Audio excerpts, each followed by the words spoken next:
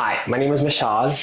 Today I want to talk to you about rooh. It's been like 35 degrees every day in Bombay for the past month or so. So I've been thinking about traditional Indian summer drinks, and rooh is the first thing that came to my mind when I think about it. So on account of that, I want to talk to you about the history of rooh while I make something called Mohabbat Ka Sharbat, which literally translates to the drink of love. I met Pakistani people for the first time when I went to university in London, and there were so many things in common between both Indians and Pakistanis. But I think rooh is one of them that's so centric to both of our summer identities.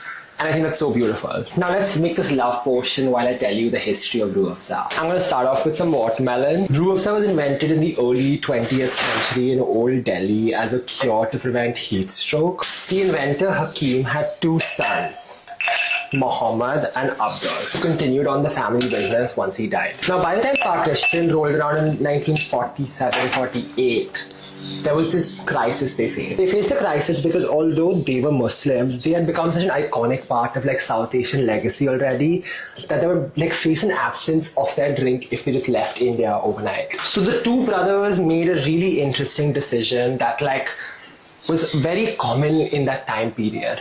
One Hamdard brother stayed in India and the other moved to Pakistan.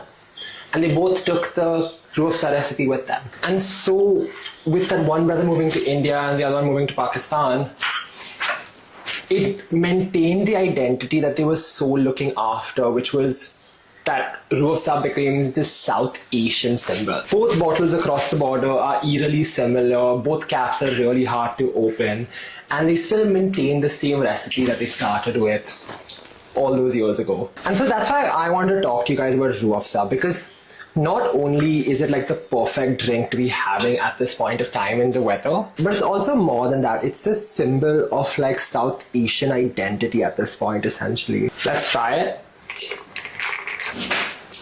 That's so yummy.